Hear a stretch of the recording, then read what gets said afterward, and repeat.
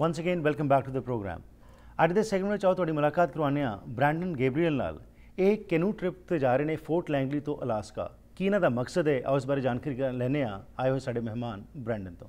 Welcome to the program. Thank you. Thank you. Brendan, a little bit about yourself. How did you get interested in this canoe field here? Well, I've been as a profession, I'm an artist. Okay. So a First Nations artist, and so a lot of the work that I do involves I work within a lot of different First Nations communities. My work has been exhibited across Canada. Wonderful. In the UK and in the United States. Okay. Canoeing is a hobby, but for First Nations people up and down the coast, it's a way of life. So, right.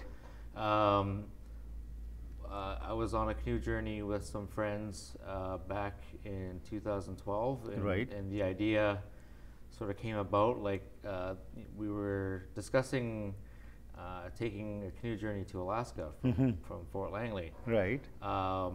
And we thought, okay, if we're going to do this, we need a reason for doing it. And so one of the big issues of the day that has come to the forefront is the need to educate people about the forest and marine ecology along the coast. Okay. And the possible threats that proposed oil pipelines. So you are doing this to create awareness amongst the general public about these issues. Yes. Okay. Yeah. And please. Also, like not only is there issues about forest and marine ecology, but also sustainability, like economic and cultural and social sustainability within the First Nations community. Okay. So how long is this trip going to be? It's going to be a long one, I think. It's going to be a long one, yeah. So there's June. We depart Fort Langley with a special ceremony in Fort Langley on June 1st. Okay. And that's a Sunday. I do believe that the ceremony will take place at 11 a.m. In the marina. And then we will make our departure down the Fraser River, and we start our journey up the coast. So how many people are going with you? There's 3 permanent canoe canoe pullers. I'm one of them. We'll be on the entire length of the journey. And then we have about 20 alternate support groups. Okay.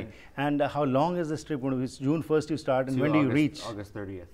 Wow. Yeah, so it's pretty. So are you stopping on the way somewhere and then taking some, doing some forums and talking, interacting with the people? Yes, we will be doing that. So we will be bringing a film, like a documentary film crew with us. Okay. They're going to be following us in a sailboat. And we will be visiting 12 communities. Right. First Nations communities, and I think there's probably about five towns that we're going to be towns. Stopping there and interacting with the public. Interacting with people, giving people,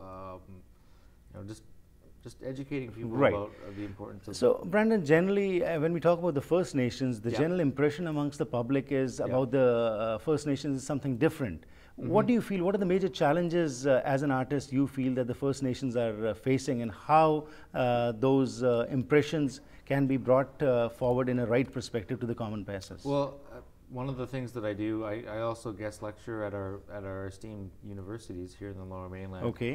And because my background is in visual arts, and that's where my degree is from, I also minored in First Nation studies. So for me, the challenge is a lot about dispelling myths and misconceptions about First Nations people. So so the challenges are really about articulating the history of this place, and and for a lot of people, the big difference between the First Nations communities and, say, for instance, the Chinese community, like with the legislation, like in the early 20th century with the head taxes and such. The big difference is that for First Nations people, we've been under the auspices of the Indian Act, which has it's been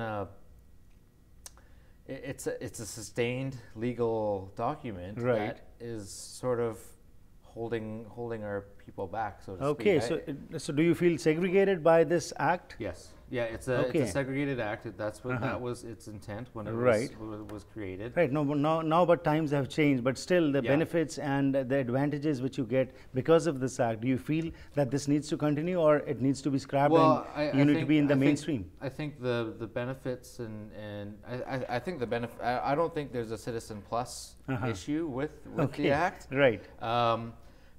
You know, like there's taxation issues, right? But the land we live on reserve, I live on reserve. Right. So the land we live on is owned by the Queen of England. Right. So why am I going to pay property taxes for something that I don't own? And I'm not able to sell it. I can't sell it fee simple. I also can't purchase land on reserve. So for the big challenges for First Nations people is a lot of banks, because they're not able to access that equity from the land, will not provide business loans or even housing loans for our people. So it really has been more of a hindrance than it has been a benefit. Okay, that's an interesting point you have raised, and we'll discuss about this in some later program. Yes. You're a visual artist, Yes, as you said, and you're carrying this beautiful piece of art. What is this, and what are you depicting in this? Sure, we would like to show it here? Yeah. This piece I did is it's a Thunderbird design. I did it because there's also other symbols that are prevalent in other societies. Right. The phoenix bird is one that comes to mind. So it has similar traits. It's about power. It's about strength. It's about renewal. So those things they're important to me. So, but we have seen that symbols play a very important role in the First Nations. Yes. So every symbol has some meaning which you try to depict in your arts? Yes, that's correct. Okay.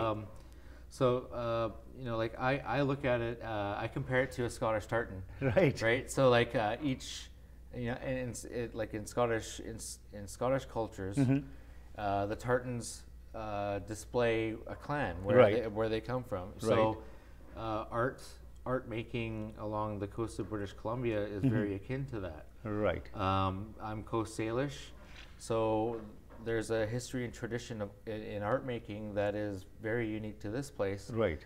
And is very different than, say, from Haida Gwaii. Okay. Right? So the more you travel along the province, the more you'll likely see these differences if you're aware enough. It's beautiful. It's very nice, and congratulations for taking this initiative that you're going from Fort Langley to Alaska for about 3 months.